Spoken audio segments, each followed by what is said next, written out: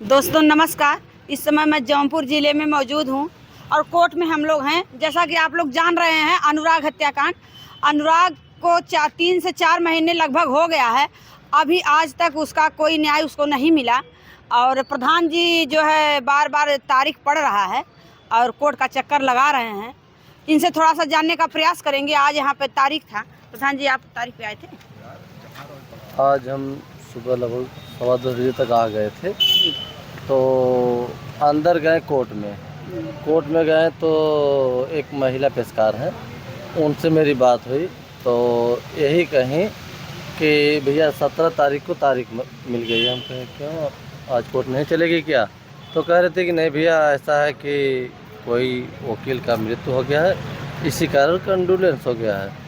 तो हम कहें 17 तारीख को तो सोमवार पड़ रहा है और सोमवार अक्सर जो है कंडोलेंस होता है, तो मंगलवार को दे दीजिए।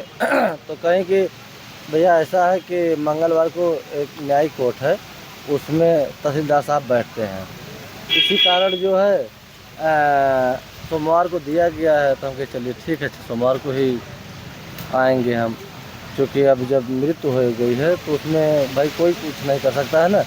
और वही चीज़ें 10 तारीख को भी था कि कोई वकील का देहांत होने के कारण तो 14 पड़ा था, आज भी वही हुआ।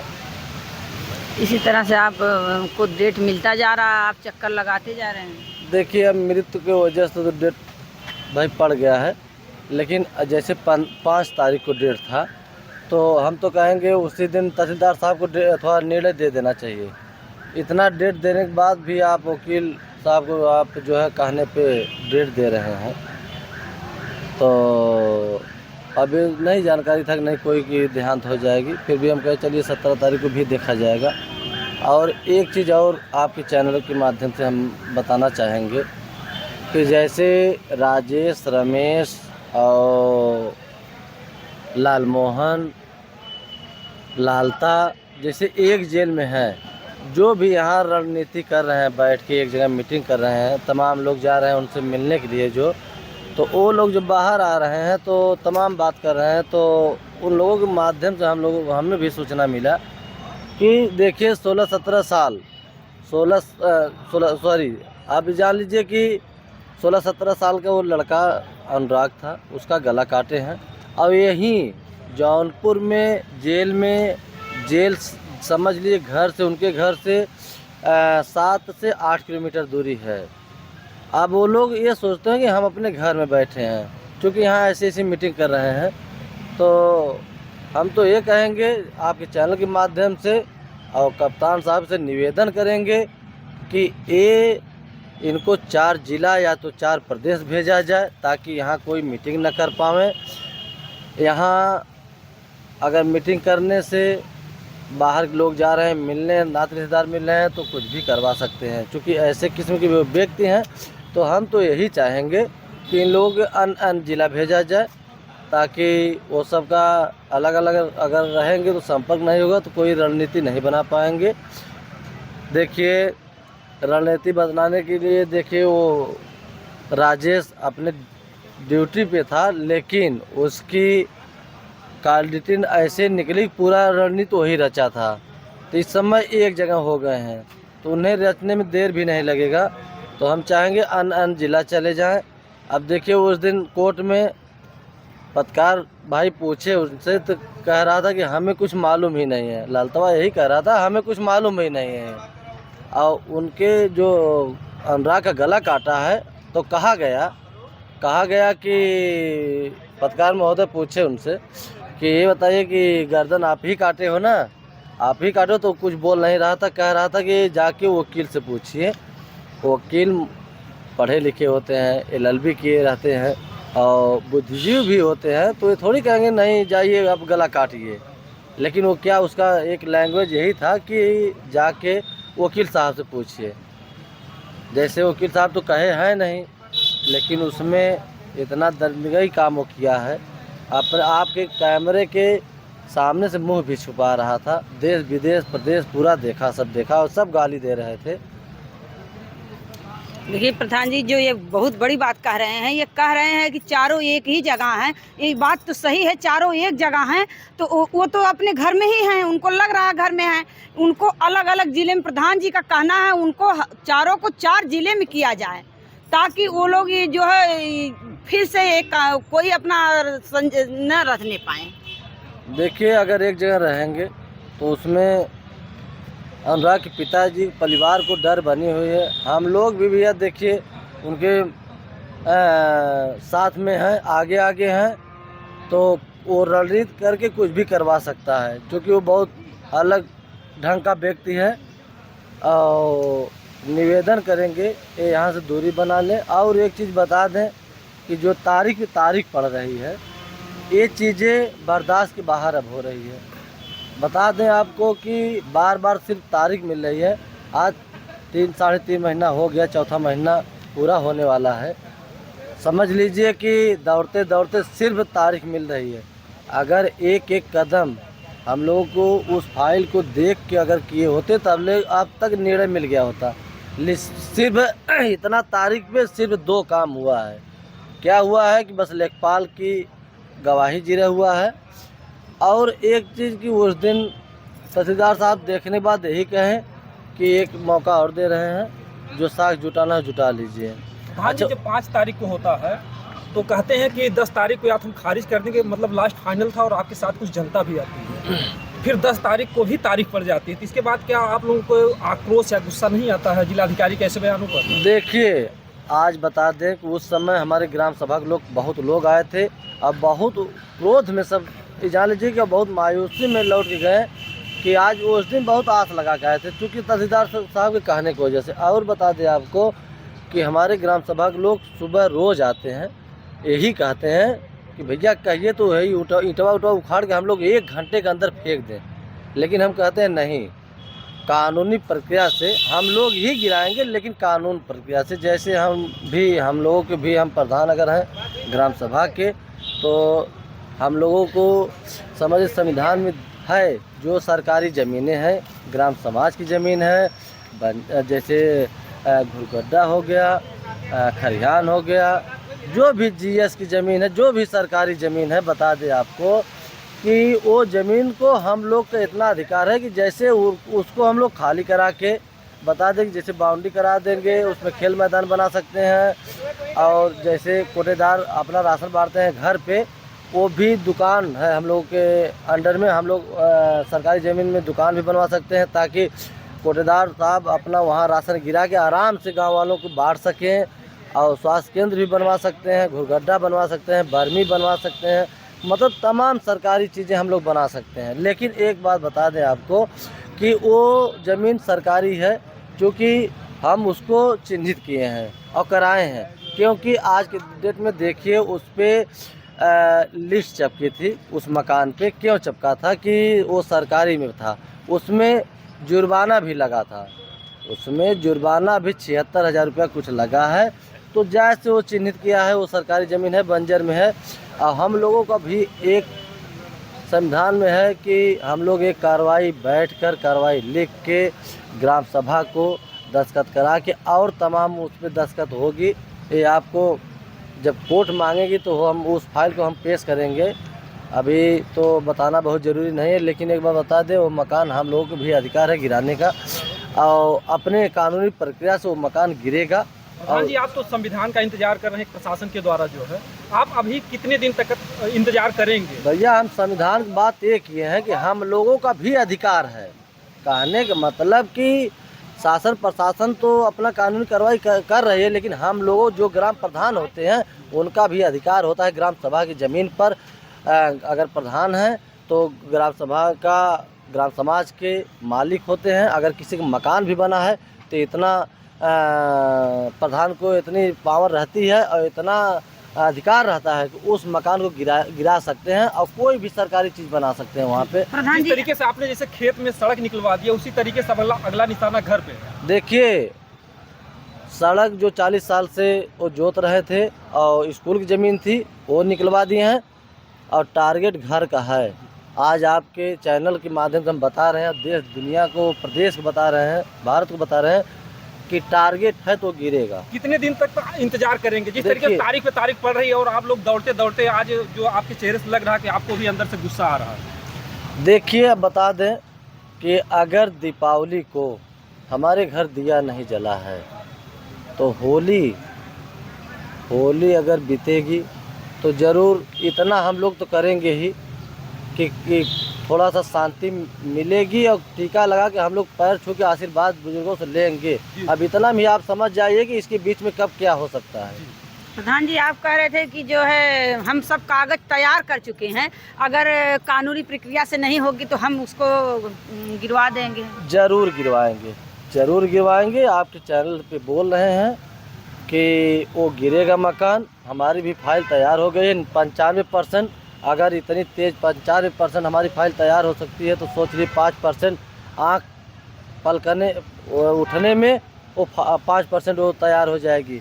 अब बता दिया आपके, एक समझ लीजिए इशारा ही काफ़ी है। वो हम लोग फाइल अपना तैयार कर लिए हैं। हमें जैसे ज़बरदस्ती और चोरी से काम नहीं करना है। हम अपने जब भी करेंगे कानूनी प्रक्रिया से, ताकि वो अगर कोर्ट में जाएं, उनके नात रिश्तेदार हों, चाहे उनके परिवार हों, चाहे लालता की औरत हो, चाहे लालमोहन की औरत हो, अगर कोर्ट में जाएंगी तो हम अपनी वो क्या फाइल क्या पेश करेंगे? वो तो सरकारी ज़मीन है, क्या साक्ष्य जुटाएंगी कि पुराना मकान है 50 साल 100 साल 200 साल? हम भी सुने हैं प्रधान जी कि वो लालता की औरत आई थी पिछली बार और आपसे शायद मिली भी थी आप की जो है। देखिए, वो मिली नहीं थी।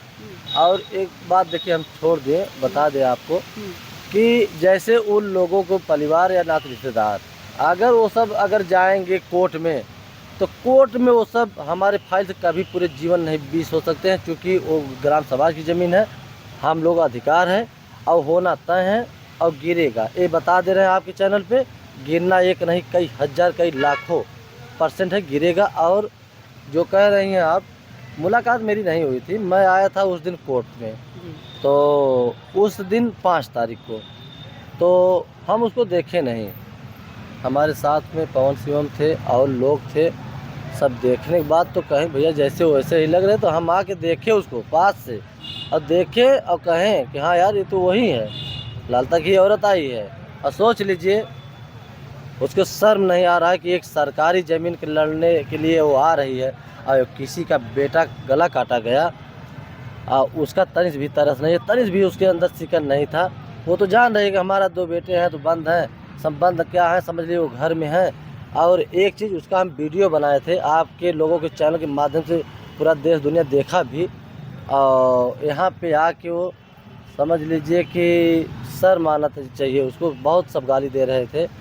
सरकारी ज़मीन के लिए लड़ाई लड़ने आ रही थी। वो सोच रहे थे कि मेरे ही पति का नाम की ज़मीन है, सरकारी ज़मीन। वो सब सोचते हैं मेरे पति का नाम है। अभी उसको शान से आ रही है लड़ाई, मतलब इसको कोर्ट में शान से आ रही है। और ये भी आप कहे हैं कि वो जो है गला काटा, उससे जब पत्रकार लोग पूछे तो बोला वकील से पूछिए, तो काटा तो वो है और वकील से क्यों? देखिए, जब उस समय कोर्ट में उन लोगों का तारीख थी आए थे, उस समय मीडिया भाई आप लोगों के चैनल के माध्यम से पूछा गया तो कह रहा था, ललतवा कह रहा था कि हमें कुछ मालूम ही नहीं है, हमें कुछ पता ही नहीं है, ऐसे बोल रहा था। और एक चीज़ बता दें कि जो गला काटा वो कह रहा वकील से पूछिए, क्या वकील से पूछ के वो गला काटा था? देखिए, फिर जब पत्रकार भाई लोग पूछे, उनसे रमेशवास पूछा गया तो कह रहा था कि कई बार पूछने के बाद पहले तो अपना चेहरा छुपा रहा था कि कैमरे के सामने हम न आए। तो बता दें आपको, देखे हम वहाँ पे कि कह रहा था कि वकील से पूछिए, अपना चेहरा छुपाते हुए टीका लगाया था। टीका आप देखे होंगे और पूरा देश देखा, हरामखोर जैसे लग रहा था कि कहीं का पूजा उजा करके आ रहा कोई महात्मा, कहीं पुजारी बना हुआ है। उस हरामखोर के चाहिए कि आप कितना निर्दयी हत्या किए हो, हत्या करने के बाद वो टीका लगा रहा है। टीका लगा के देश दुनिया को दिखा रहे हो हम पुजारी हैं। और जैसे लग रहा था कि हम कुछ किए ही नहीं, लेकिन हरामखोर गला ऐसा निर्मम हत्या किया। एक ताइक्वांडो खिलाड़ी का, एक हमारे भारत का समझ लो शान था। समझ ली आज एक एक व्यक्ति गाली उसको दे रहे हैं, और उसी को नहीं उनके पूरे परिवार को दे रहे हैं, और पूरे नात रिश्तेदार जो लगे हुए हैं उनको दे रहे हैं। उनके समझ लीजिए, हम वकील साहब से भी लोगों से, वकील अधिवक्ता लोगों से निवेदन करेंगे उसको केस को छोड़ दो, चूँकि जना ताकि उसके समझ में आवे, करीबी कर रहा हूँ। उसको समझ में आवे कि आज एक बच्चा का साग मुरई की तरह गला काटने पे हमें क्या सज़ा मिला। आज हमारा कोई साथ नहीं दे रहा है। हम तो देखिए जब तक ज़िंदा रहेंगे उसका एकदम नाश नाबूद कर देंगे, और उसको चलने नहीं देंगे, चाहे जो हो जाएगा हमारे ऊपर, चाहे समझ लीजिए चाहे जय भर पड़ जाए। लेकिन अब उसको वो अच्छे आदमी से उसका भेंट हो गया है। वो तो समझ लीजिए एक गरीब का, एक समझ लीजिए कि एक कमज़ोर का गला काटा है। समझ लीजिए रामजीत एक बहुत अलग ढंग के व्यक्ति, बहुत सीधे स्वभाव के हैं, सब आज दुनिया देख भी रही है। और अब अच्छे आदमी से उसको पाला पड़ गया, उसको हम सबक सिखा देंगे और अच्छे ढंग से। अब प्रधान जी आप कह रहे हैं हम सबक सिखा देंगे, लेकिन वो जेल चारों लोग एक जगह हैं, अब कभी छूटने का भी चांस भी उनको है, छूट जाएंगे तो आप पे भी तो हमला कर सकते हैं। देखिए बता दें आपको डर नहीं लगता? नहीं, हम अब वो कमज़ोर परिवार से नहीं है। आप अगर पता कर लीजिएगा, आज हमारे घर में चौथी पीढ़ी प्रधानी हम जीते हैं। हमारे बब्बा के बाप थे, बब्बा पिताजी हम, वो तो कमज़ोर जान के एक समझ लिए अनाथ को गला काटा है। हम लोगों को अगर पास आ जाएगा ना तो उनको समझ में आ जाएगी, उनकी औकात समझ में आ जाएगा कि किससे पंगा लिए हैं। और वो पैसा नहीं, पैसा के बल पे वो लोग हिम्मत अगर होती ना तो हम लोगों से भीड़ के देखे होते। अरे प्रधान जी आप कह रहे हैं भीड़ के देखे थे, लेकिन उसके पास इतना हथियार था क्या? आपके पास उतना हथियार आप देखे थे? अरे उसके हिम्मत ही नहीं है। एक समझ लीजिए आज एक अनाथ बच्चे का, आज रामजीत चाचा अगर वहाँ घर पे होते ना तब पर भी वो गला नहीं काट पाता। रामजीत चाचा खुद उस समय अगर देखते कि नहीं हमारे बेटा का गला कट गया तो कई लोगों को मोड़िया उतार देते। उस समय वो कोई भी रहता ये कर देता। ये तो जायज़ सी बात है कि अगर एक बाप के सामने अगर बेटे का गला उतरता तो बाप बैठा नहीं रहता, वो भी कुछ न करता, लेकिन जायज़ सी बात वो नहीं मानते। वो सही बात है, नहीं बैठते, पता नहीं क्या हो जाता। और एक बात बता दें आपको कि समझ लीजिए कि 10 दिन, मात्र 10 दिन हुआ था। 10 दिन चाचा को कलकत्ता गए थे, उसी के बीच में ये हरामखोर एक समझ लीजिए कि वो जान गया कोई है नहीं, इसलिए वो गला उतार दिया। उसकी कहाँ हिम्मत है कि हम लोगों के पास आ जाए। हम लोगों से भिड़ जाएगा तो उसको ठीक दूध दिला देते हम लोग। फिर भी ठीक है, बच्चे को गला काटा है और समझ लीजिए उस परिवार के साथ हम हैं, रामजीत चाचा के साथ हम हैं। और इसी में इनको बता दे रहे हैं पूरे देश प्रदेश को, इसको इसी में नाश नाबूद कर देंगे। उनको समझ में आ जाएगा कि पहले क्या ज़िंदगी थी, अब क्या ज़िंदगी है। जेल में हैं, जिंदा हैं लोग, चारों लोग जेल में हैं, जिंदा हैं, चारों लोग इकट्ठा हैं, तब भी लालता की औरत को आंसू टपकता है। और जिस बच्चे का गला उतर गया उस माँ से नहीं पूछते। देखिए वो आंसू नहीं टपकता है, वो खुशियाँ का आंसू बहाती हैं, दिखावा करती है कि हम हमारे परिवार। वो खुशियाँ का आंसू बहाती हैं। क्यों कि उस दिन आई थी जब कचहरी में तो उसके चेहरे पे मुस्कान ही था, हंस रही थी। आज उसका बेटे तो जान रही है कि जिंदा है, आज नहीं कल आराम से छोड़ जाएंगे। लेकिन उसको समझ में ना आया कि देखिए जब भी बेल पड़ेगी, जिस दिन डेट रहेगा, चाहे यहाँ हो चाहे हाई कोर्ट हो, हम खुद जाएंगे। और इसमें हम कदम बढ़ाए हैं तो सब ये सोच रहे हैं उनके जैसे परिवार के या लालतवा के रिश्तेदार, तो हमारा कदम 1 इंच पाछे नहीं हटेगा, 10 कदम आगे ही बढ़ेगा। मतलब आप छोड़ेंगे नहीं उनको जब तक उनको नाश नहीं कर पाएंगे? एकदम नाश नाबूद करके तभी छोड़ेंगे। अभी तो उसको समझ में नहीं आया, चूँकि इतना पैसा था, वो ज़िंदगी के विषय में सोचा ही नहीं कैसी मेरी ज़िंदगी है, वो यही सोचा ऐसे ही ज़िंदगी हरदम रहेगी। लेकिन अब उसको ये चीज़ जान लीजिए, उसका विनाश की घड़ी उसी दिन से उल्टी गिनती चालू हो गई। 30 अक्टूबर से ही सुबह से उल्टी गिनतियाँ चालू हुआ। अब उसकी उल्टी ही गिनतियाँ चालू रहेगी। उल्टी गिनती चालू अगर हुई तो एक एक कम ही होते जाएगी, तो नाश नाबूद होना तय है उसका। देखिए प्रधान जी जो कह रहे हैं वो कह रहे हैं कि साथ में हम लोग हैं और अंत तक साथ में रहेंगे।